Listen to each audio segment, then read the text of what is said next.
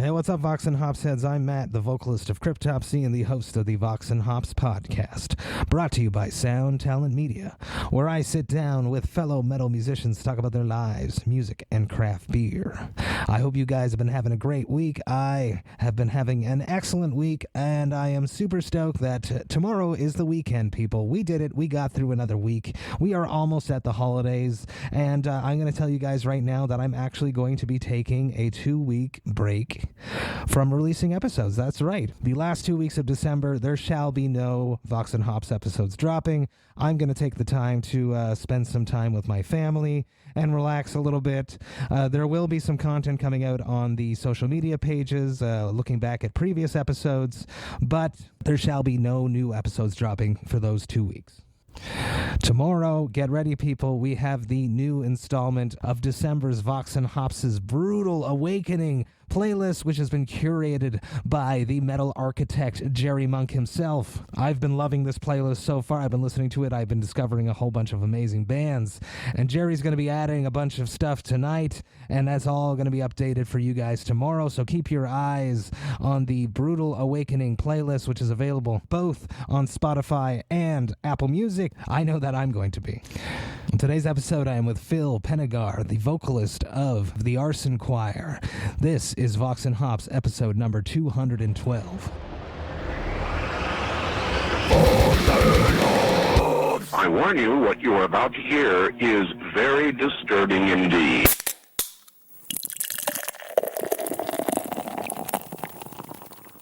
Hey, what's up, everybody? Today I'm with Phil Penegar, the vocalist of the Arson Choir, who just dropped a great fucking EP called Invisible Monsters via War Against Records. How you doing, Phil? Let's start with a very simple yet complex question that I like to throw at people right at the beginning. How are you coping with 2020? 2020 is a beast for sure. I'm hanging in there. We just lost Eddie Van Halen.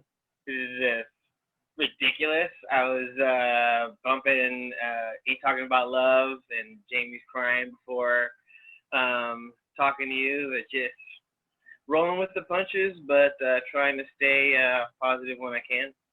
Yeah, we have to. It's what I keep saying on the podcast. We have to stay positive, especially as artists. We have to guide people and be a positive influence at all times. And being positive right now is the best thing that we can do for our fan bases.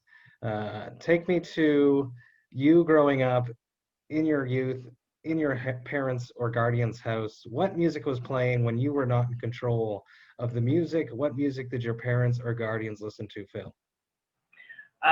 When I was not in control of the radio dial, my mom, she listened to a lot of just 60s classic soul, like Al Green, The Temptations. Just got a little bit of Chuck Berry in there. James Brown, stuff like that, just like classics, and then like sprinkled in with some 80s stuff like that. My jump into rock music was kind of a yeet, but my background is more of like R&B based as far as my parents' upbringing. That's awesome. What band would have become your first band that really turned into something that was a passion for yourself and it didn't come from your parents? And what band was your first treasured band? My first, I would say I can pinpoint the band that turned me to rock music. I remember being in the 6th grade and hearing The Offspring for the first time, and just hearing their distorted guitar. Just Noodles, his tone was just perfect and crunchy. And I just remember going up to my friend and being like, "What's this? Tell me what this is." And being like, "That's The Offspring." I'm like, "Interesting. Tell me more. Tell me more." And that is literally the genesis point to me starting to play drums and metal and everything was The Offspring. Oh, see, that's very cool. So you started off behind the kit and ended up screaming into a microphone. Take me to that. I was always going to be a singer. There was no other instruments that really interested me at the beginning. I was a singer. There's videos of me singing in my underwear and cowboy boots at a very, very young age, a country song, believe it or not. So Why the drums first? Well, where did that come from? So I learned to play drums in church. I Mm. grew up in Long Beach, California, and we grew up across the street from this youth group place, and they let us delinquents play the instruments for some reason, and that is where I learned to play.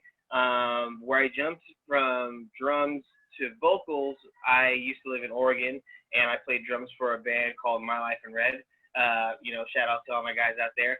And when that band kind of started to petter out, I knew some friends, and they were looking for a singer, and I was just at their space, and their guy fell through or didn't come, and I was like, I'll try, let's do this.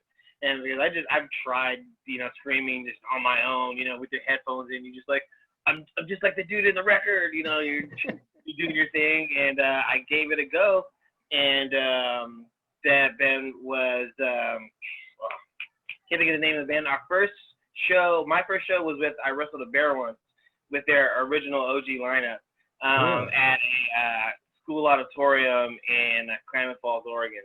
And yeah, started screaming, and now I'm here.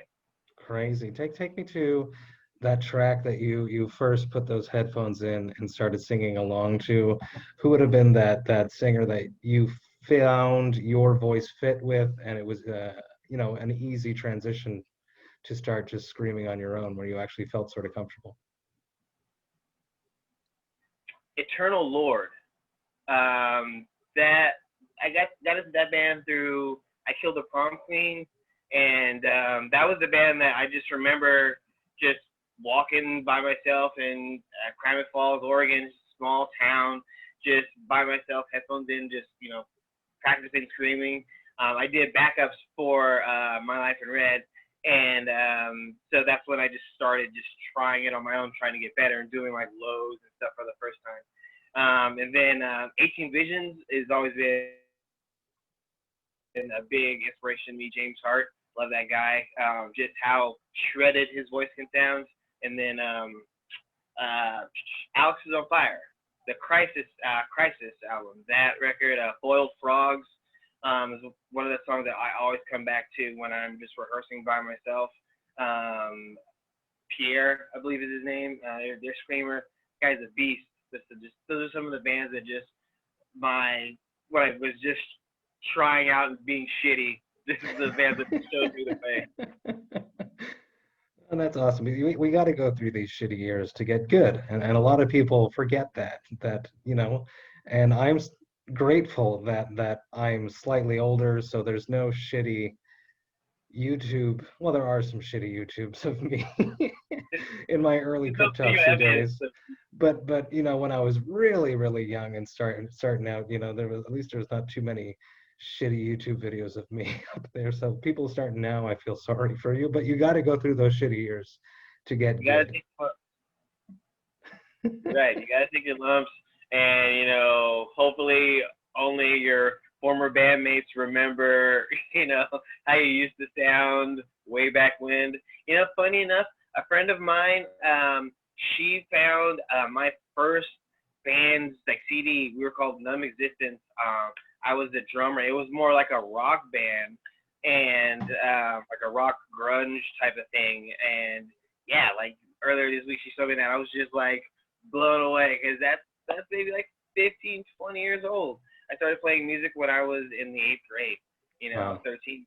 And I think I recorded that like little 4-song when I was like 16.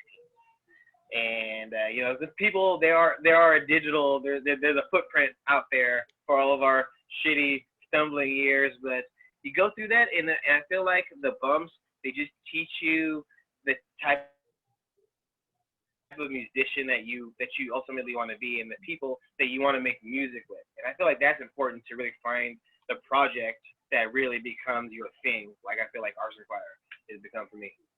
Absolutely, you're 100% right.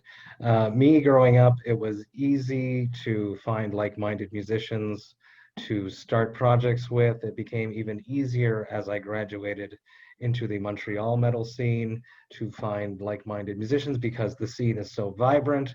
How was it for you growing up trying to start projects that fit your niche?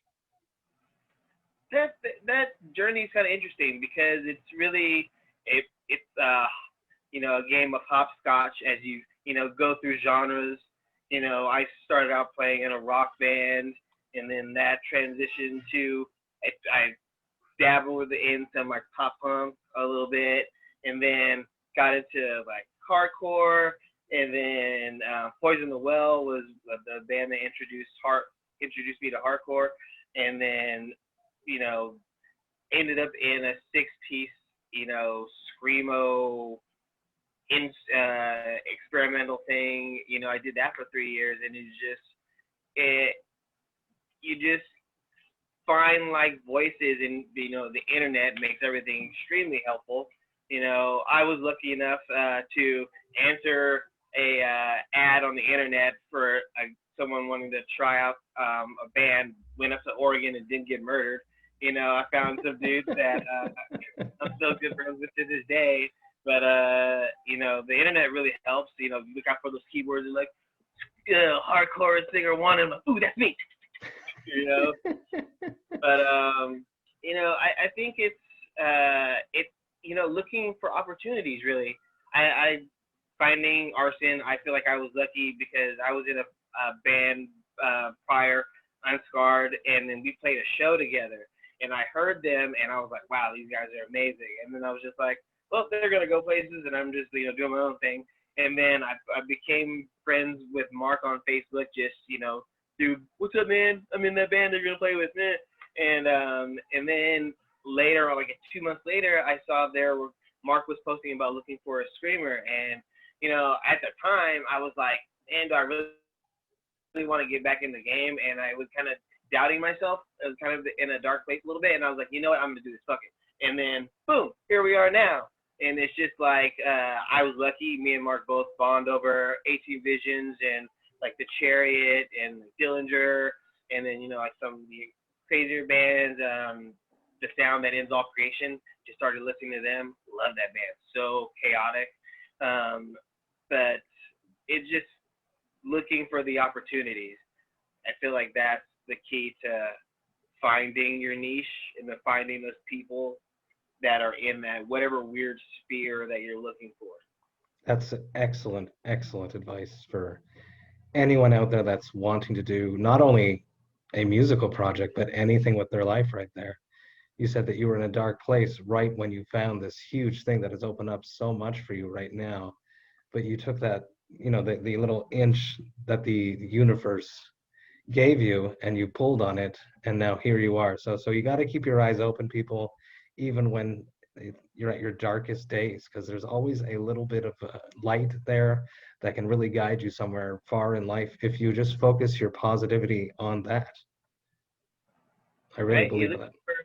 If you're looking for that creative spark, you can have your eyes open to those types of things, not even like the universe is speaking to me type of way, but just, so you're out in the world and you're constantly putting your foot in the arena. You're constantly, keeping your ear to the ground for people looking for, that niche thing that you do. And I feel that if you have the drive and the talent is there, if you're dedicated, you will find that door, and that'll take you where you want to go. Right now, seeing that the world is on fire, and inside I'm like, yay, art! It's like this, is it Nero playing the fiddle while Rome burns? Maybe, but it's satisfying, and it's like, hey, I'm glad I'm doing what I'm doing right now. You got to savor the small victories in life. And I can say for myself that my whole time with Cryptopsy as an artist, I'm rarely satisfied. I always want more. And as I've been getting older, I'm trying to force myself to appreciate each small victory, even if the world is on fire.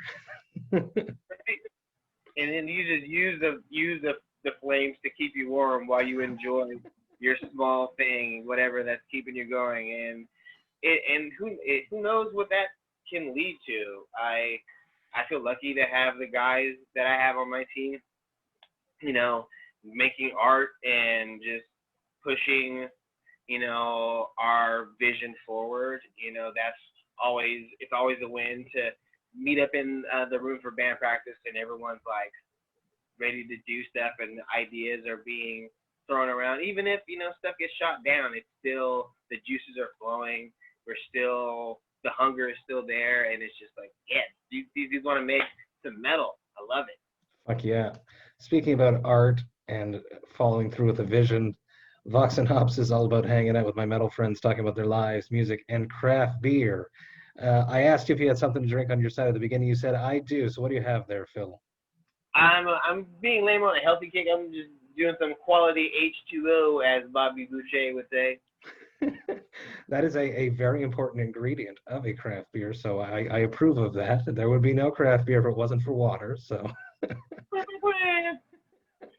for myself, I am drinking now I Am Death, Destroyer of Worlds from Adroit Theory. They are out of, I should know this, I just had a chat with him. Purcellville, Virginia. There you go, I got it. Adroit Theory out of Purcellville, Virginia. This is a triple IPA, clocks in at 10%. You're on a health kick now. Does that mean that you do enjoy beer sometimes, Phil? Oh, yeah. You know, everyone has to let off some steam here or there. But I don't think I'm a cultured beer connoisseur. I'm more of like, I'll drink shitty Skaterade, like Blue Rip Pabst, like PBR shit. Just that's what I grew up drinking with my friends, like that skated and stuff. Take me back to that first beer. Do you remember your first shitty beer that you've continued drinking?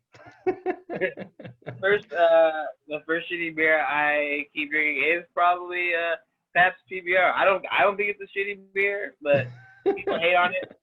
But whatever. I wanted the story. Do you remember your first experience with beer? Oh, first experience with beer is more like me being 14, drinking by the pool on 4th of July and just getting like just wasted on like, I think we were drinking like Budweiser, and then also we had like vodka for some reason, and we were just kids. We didn't fucking know what we were doing. And the highlights, I remember trying to jump over a fountain firework while it was shooting off. I tried to jump over one of those. I tried to ride one of my friends like they were a dinosaur. Like I just jumped on. I was just like, "Come on, Jurassic Park, let's go!" And they were like, "Why are you doing this?" I'm like, "Come on, dinosaur!" And then trying to swim and then being rescued. It was just Party City. Holy shit! That could be a movie right there. You know, what is it? Seth Rogen. Superbad Part 2. You know, the streets of Long Beach. Could have been Phil. Let's talk about releasing an EP during a pandemic when you can't tour it. Was there ever discussion of shelving it and pushing it back and waiting until you could tour it, or was it pushed back and you guys just got fed up? Take me through all of that. So with the production of the record kind of was a labor of love at first. You know, we had some setbacks with, you know, our original engineer, you know, had to move on and do some cool things. So we had to, you know, start over from scratch. So when we came to the place where we were like, all right, everything is mixed and mastered. We are ready to, you know, push everything and get things printed, you know, the Rona drops. And so you see things slow down. And at first, it, you know, positive outlook. This only lasts us 2 months. Mm-hmm. How long could this last, you know? But then, you know, we still, in the background, you know, when venues started to shut down, we just wanted to had to see the light of day. You know, the songs that we wrote, you know, we didn't feel that it would do them a service to hold them back. So while things were shutting down, we just kept pushing and getting artwork produced and getting things, shirts, concepts pushed together, and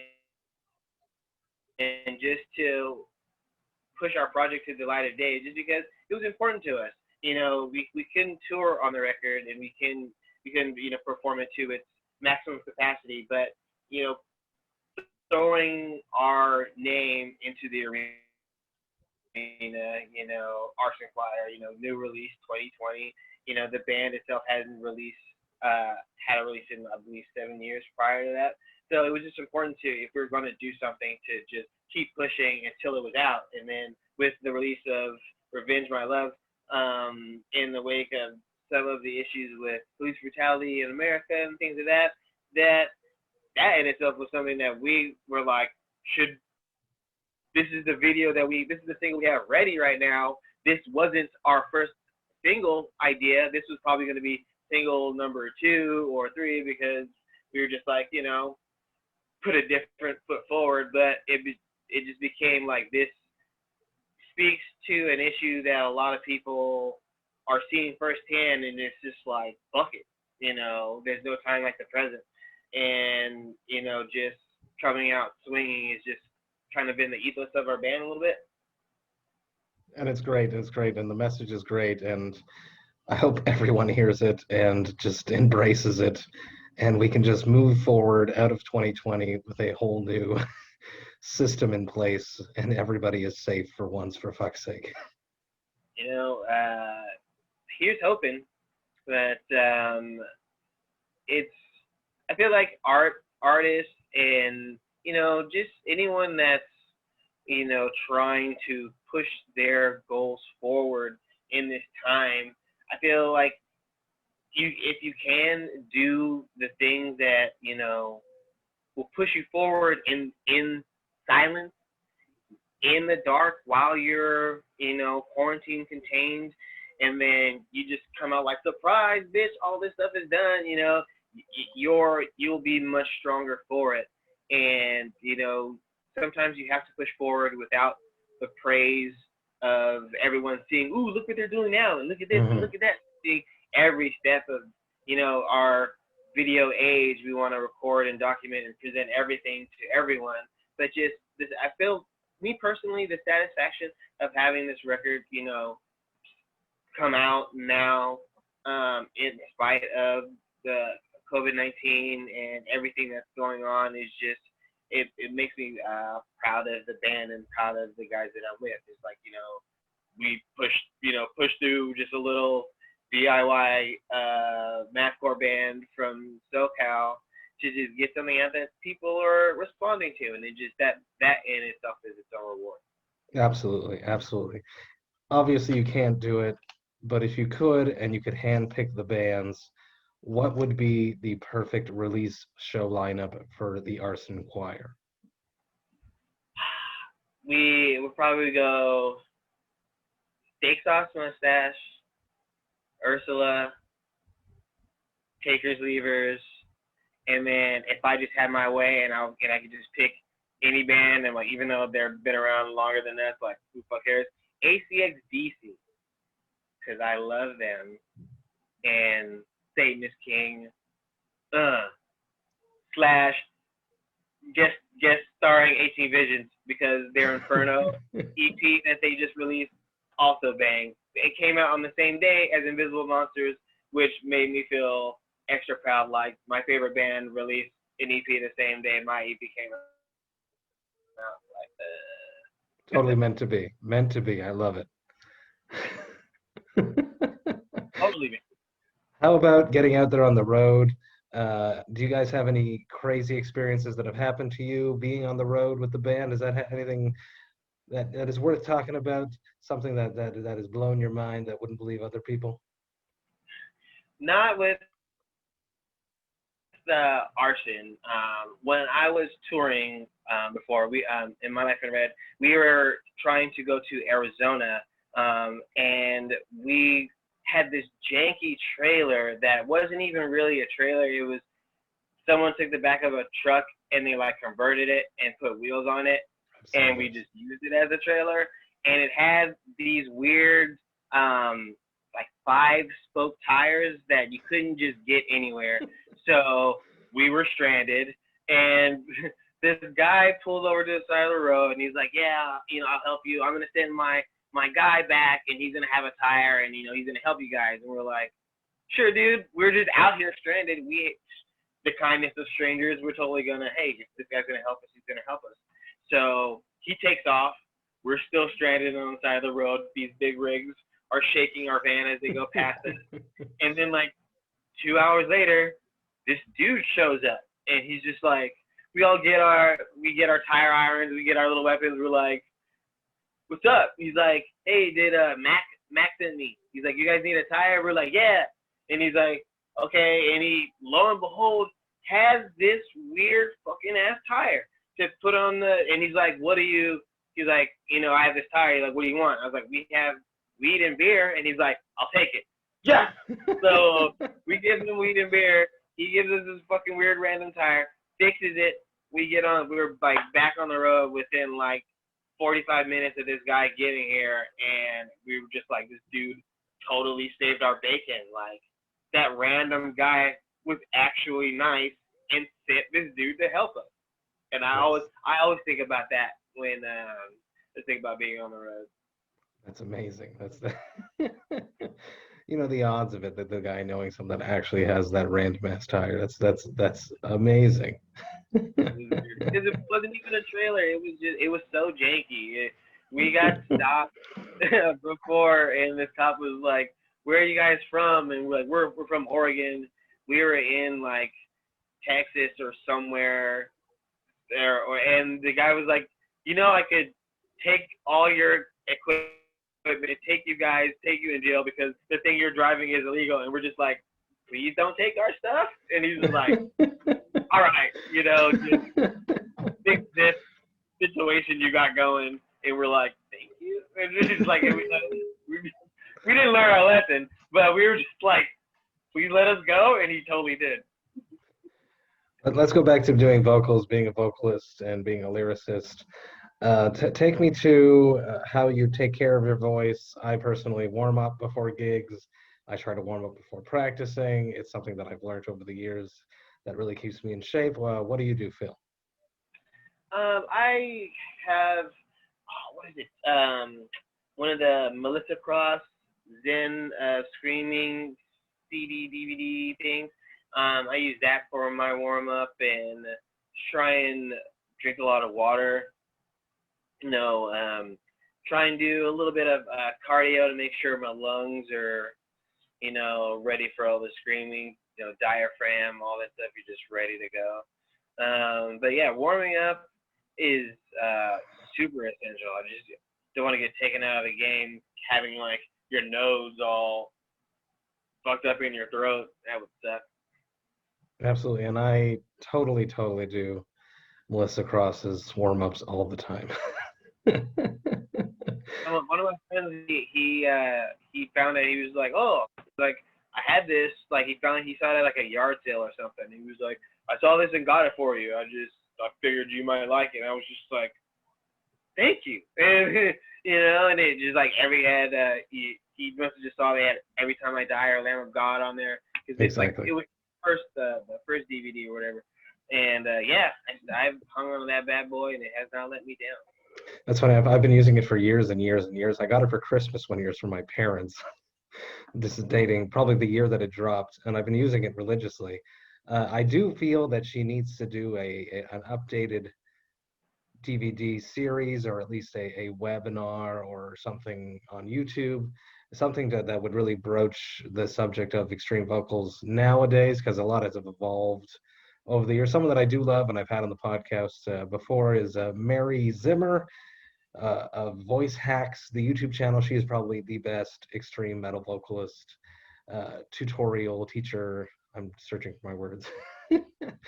YouTube tutorial teacher. I'm still saying the same words. She's the best out there, people. If you want to learn how to scream, go check out Mary Z on Voice Hacks. Let's talk about writing. Pardon? I think I've watched her videos. Yeah, she's amazing. Let's talk about writing lyrics. How important is it for you to have a positive message or a social message? Because you mentioned that that is where you came at with one track. Is that where the whole EP goes? Um, well, I feel the important starting point is just the theme. You know, sometimes I'll just be watching a movie and just something in it sparks, a tangent, a line of words, and I'm just like, ooh, I can just expand on that. And I think the importance of a social message, especially in 2020, it's just like you can't just have your head in the sand about what's going on around you. It's just like, come on, dude. But I think the first starting point is just having something that resonates with you. I write songs about all types of things. I've written songs about Doctor Who.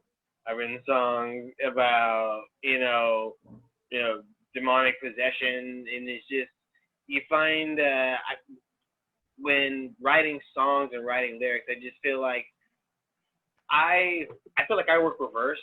I get into the room and I just kind of just scream I find my pattern, my vocal, what feels natural to me, and then I take that. I'm like, all right, this is my playpen, and then I throw a theme that I feel like, okay, I can really like pull this piece of yarn on this subject on here, and then just see where the words take me. And it's just sometimes I sit and I'm just listening to the songs on repeat, just waiting for the right river of words to start flowing about, you just want to hit the right tangent, the right, the timbre, and just, as important as it is to say something brutal or say something clever, it has to also, the delivery and just, the execution as a front man is also like paramount. I never want